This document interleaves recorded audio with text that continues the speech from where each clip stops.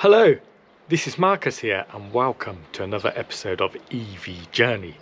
So today I'm going to tell you if I'm buying the Model 3 rear-wheel drive version or the Model 3 long-range version. So just to recap, that's right, in the previous episode I went through a number of cars and I gave you the reason why I'm changing my ID3 and buying a Model 3. It's not because the software is bad, it's not because I don't like the ID3, it's just because our family needs a bit more range, especially at motorway speed. So let's have a quick look at the Model 3 rear-wheel drive and the Model 3 long range to see what Tesla actually says the differences are, because you may be interested in that. So the rear-wheel drive in Portugal is €44,990 and the long range version is 52,990 versions, so that's €8,000 difference. So today we're going to see if it's going to be worthwhile for me to spend that €8,000 or not. WLTP range of the rear-wheel drive is 491 kilometers versus 602 kilometers in the long range. 6.1 seconds in the rear-wheel drive version compared to 4.4 seconds 0 to 100 kilometers an hour, so it's quicker, the long range version. So according to Tesla, because I've already ordered the car, what did they tell me I'm getting exactly? So they just told me the model, the paint colour, the wheel size, the interior colour, and that it comes with autopilot. So it's hard to know exactly what else this car comes with. This is for both the rear wheel drive and the long range. So I asked in the shop and they both come with heat pumps. They both come with a Type 2 cable and a Schuko or Granny cable, so that's great. And they both obviously come with a panoramic roof, which is important to me. Now, the lady in the shop, she said the only difference between the rear-wheel drive version and the all-wheel drive version is that the rear-wheel drive version comes with slightly less speakers and doesn't come with mats. And when I bought a Volkswagen, you got a big list of exactly what was coming with the car, but you just don't get that with Tesla. I can't find it anywhere. So according to Inside EVs, they compared the new rear-wheel drive Tesla to the previous standard range plus Tesla, and they told us what it gets, and then they told us the difference between the long-range version. Now this is for America, so I'm not sure it's exactly true for Europe. Apparently in the rear-wheel drive version you get an upgraded audio system with immersive sound, and it comes with a 128 gigabyte pen included with the car. It comes with comfort, so it comes with power adjustable heated seats, front and back, heated steering wheel, and a glass roof, as we said, with ultraviolet and infrared protection. It comes with 4 USB ports, it comes with 2 wireless chargers, it comes with internet for 30 days that you can pay extra for. And yeah, it basically comes with a lot of things, electronic boot, electronic seat, basically comes with everything. So that's the same as well for the long range or all-wheel drive version of the car. The difference being that it comes with a premium audio system with 14 speakers, 1 subwoofer and 2 amps. Now I did drive a long range Tesla Model 3 about 3 years ago. It must be one of the first to be imported into Portugal, and that one had the best sound out of any car I've ever heard. So actually having the better sound may be a bonus in the long range one. I don't know how good the sound is in the rear-wheel drive one. And apparently it comes with interior floor mat and it comes with LED fog lights as well. So those are the extras you get. Some people are saying it comes with some more things, the long range version, but basically the woman in the shop told us that it was basically the same apart from the acceleration and better range.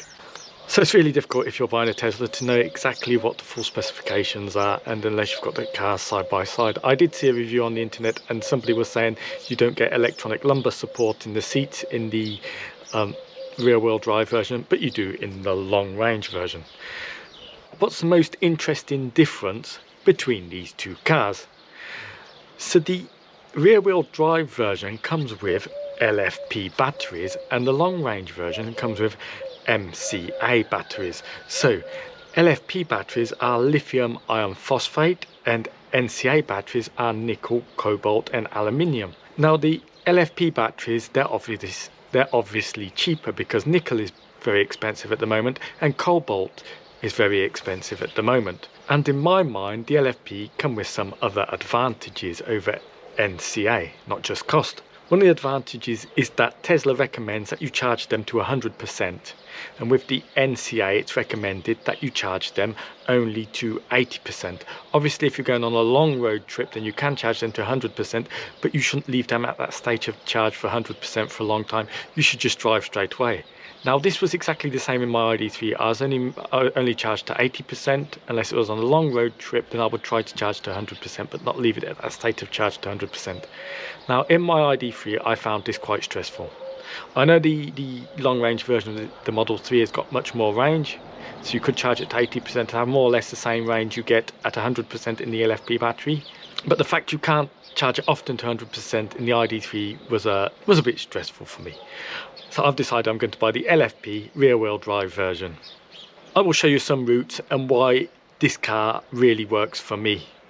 Now, some other reasons about the LFP I really like is that it is less likely to catch fire than the NCA. Now the NCA, there's been problems with the bolt, we've heard about, etc. The NCA is still 7 times less likely to catch fire than a petrol car, but still, when they catch fire, it's a problem.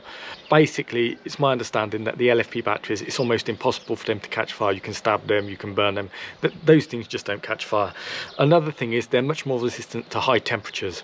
So, for example, in Portugal, it's very hot in the summer. I keep my car in the garage, but obviously, when I go to the beach or whatever, I can't keep my car in the garage. It's not always in the shade, and it can get very hot just stood there, and there's nothing you can do to cool the batteries. I got a 10% degradation loss, more or less, had to say exactly, in my ID3 over 2 years. I think some of that may have been down to the fact that it was sat in the hot sun in Portugal. Now LFP batteries are much less prone to get degradation. They've got much better cycles and they're much less prone to problems in hot weather. So this is another good reason for me to have LFP. Another reason is within NCA batteries, everything would just be too easy. It's basically like driving a petrol car. The car in some respects is just too good, and I don't think we need it, to be honest.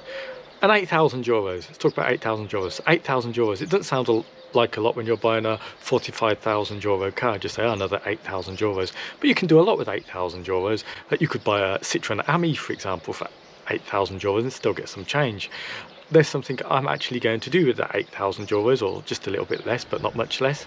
I'm actually going to buy a handmade violin for my daughter.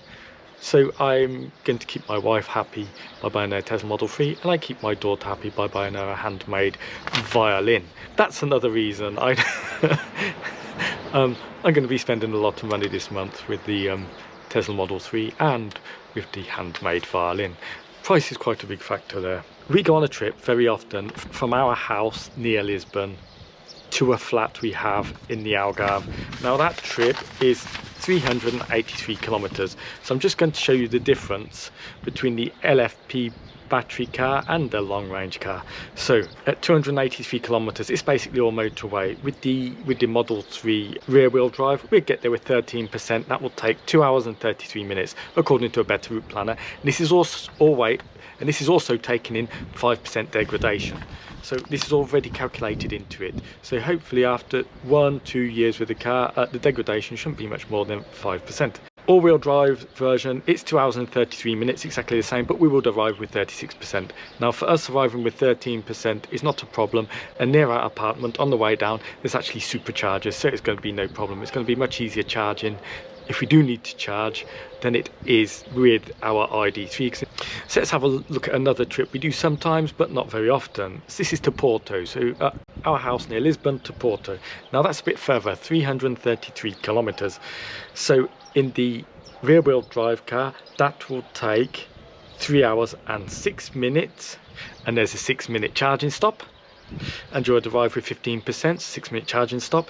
In the long range version, that is just 2 hours and 53 minutes, and you will arrive with 24%, and you don't need to stop to charge. So as we don't go to Porto very often, for us this is fine. And I do know people who live in Porto and actually work in Lisbon, so they travel between Porto and Lisbon every week. Now if that was me, I would definitely get the long range version, because the stress of having to charge for 6 minutes, especially if you're on a day where it's very busy and you might have to have a 20-30 minute wait for the charging port, that won't be good enough for me. So under those circumstances I would definitely get the long range one, but for me the long range one doesn't make sense because I don't do that trip often enough Let's have a look at another trip. This trip's a bit further. My house near Lisbon to Madrid. So that's around 605 kilometers, I think. And in the rear wheel drive car, that is 6 hours and 5 minutes and only a 35-minute stop. This is the rear wheel drive version. I can't believe it's only 35-minute stop. It's unbelievable. I think if I drove to Madrid in a petrol car, I would be stopping longer with my family than 35 minutes. I think there's 2 charging stops, as you can see there, and both charging stops are quick, and you should arrive in Madrid with 10%. Let's just look at the long range version. So the long range version is even crazier. You only have to stop to charge for 17 minutes. And you'll arrive with 17%. That's 5 hours and 48 minutes in total. And in the long range version, there's no way we could do it in 5 hours 48 minutes in a petrol car either. So having that bigger battery is not really a big advantage for us. Why pay the 8,000 euros extra? We don't think it's necessary. And on top of that, I'm really excited about this LFP technology. I think the LFP technology is one of the most important battery technologies currently available for EVs. It uses no cobalt, which is a very good thing, and it makes the cars cheaper for the masses. So thank you again. Please leave your comments below. I love your comments. I try to reply to all the comments. Let me know if you think I've made the right decision with the LFP battery and the rear wheel drive Model 3. Now, there's some videos on the internet telling you why you shouldn't charge the LFP battery to 100%. I don't agree with that. I don't agree particularly with one video, and I know people who are now charging their LFP batteries to 80%. I will do a reactionary video to that video where they tell you not to charge the Model 3 LFP battery to 100% because I'm finding too many gaping holes in it. So keep an eye out for that video, and if you want to see that, click subscribe.